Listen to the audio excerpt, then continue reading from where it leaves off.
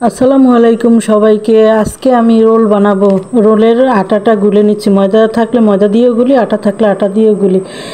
আটা সুন্দর একটু লবণ দিয়ে এক টেবিল চামচ সয়াবিন তেল দিয়ে হ্যান্ড উইচ দিয়ে ভালো করে গুলে নিয়েছি যেন লাম্পস মোটেও না থাকে। তারপরে কড়াইতে দিয়ে সুন্দর করে পাতলা করে শিট করে নিচ্ছি। তারপরে আমি রোল বানাবো, দেখাচ্ছি আমি কিভাবে রোল বানাই। রোলের ভিডিও আমার আগেও আছে, কিন্তু শিট বানানো দেখানো হয়েছিল না। এবারে আমি শিট কিভাবে বানায় ওইটা দেখাচ্ছি।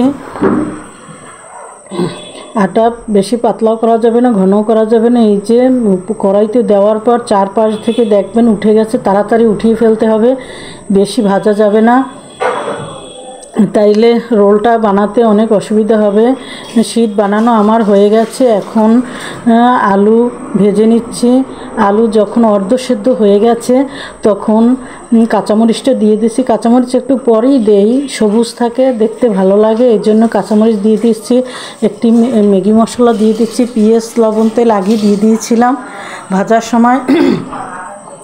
ডিম ঝুরি করে রেখেছিলাম 2টি, ওই ডিমের ঝুরিটা দিয়ে দিচ্ছি। আমি আজকে এগ পটেটো রোল বানাবো, তাই ডিম এবং আলু ভেজে নিচ্ছি। অনেক সময় গাজর এবং বরবটিটাই দেই, আরও ভালো লাগে, থাকলে আপনারা দেবেন। আমার বাসায় আজকে নেই, তাই আমি দিতে পারি নাই। বেশি ভাজার দরকার পড়বে না, কারণ তেলের ভিতরে আবার রোলটা ভাজা পড়বে। এই মোটামুটি একটু 98% ভাজলেই হবে, মোটামুটি একটু হলেই হয়ে যাবে, তাহলে রোলটা আরও বেশি ভালো হবে। আমার ছেলে আজকে বায়না ধরেছে সবজি দিয়েই রোল খাবে। আমি সবসময় মাংস দিয়েই করি, মাংস এবং ডিম দিয়েই রোলটা বানাতে পছন্দ করি, কিন্তু সে বলতেছে আজকে ঘরে যা আছে আম্মু আমাকে তাই দিয়েই করো। তাই আলু ছিল, ডিম ছিল, আমি ওইটা দিয়ে করতেছি। তাইলেও সেটাও অনেক ভালো লাগে, অনেক মজা লাগে, আপনারা খেয়ে দেখবেন। এখন কিভাবে আমি রোলটা বানাই ওইটা দেখাবো আপনাদের। এই যে দেখেন শিটগুলি আমি বানিয়ে নিচ্ছি একটা একটা করে। এই শিট আমি ট্রেতে রাখলাম,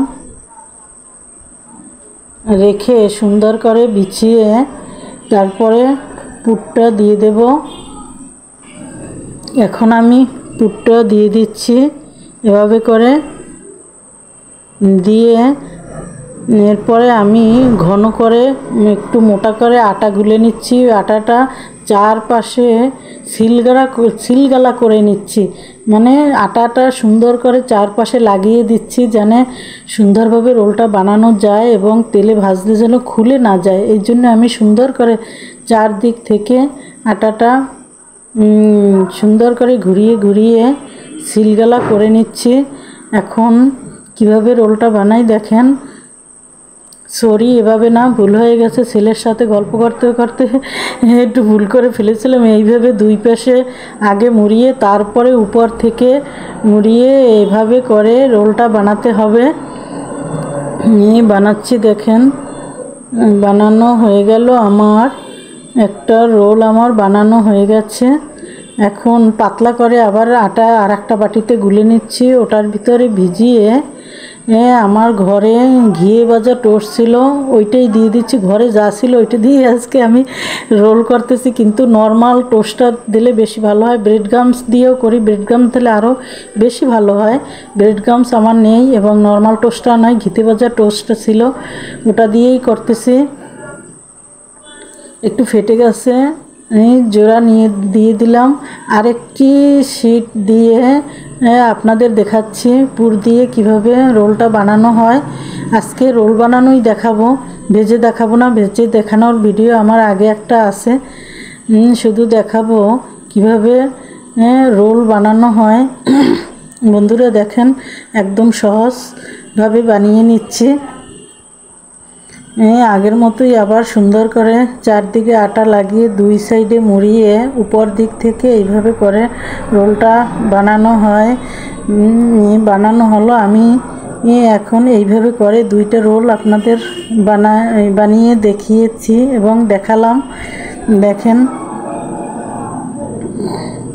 আমার এই আটায় প্রথমে পাতলা করে আটার ভিতরে গুলে আবার টোস্টের গুঁড়া দিয়ে সুন্দর করে এটা গড়িয়ে নিচ্ছে। নেওয়ার পরে দেখেন কিভাবে আমার রোল বানানো হলে। বন্ধুরা, আমার রোল বানানো ভালো হয়ে থাকলে আমাকে লাইক করবেন এবং কমেন্ট করবেন। আবার নতুন কোনো ভিডিও নিয়ে আপনাদের মাঝে আবার আসবো।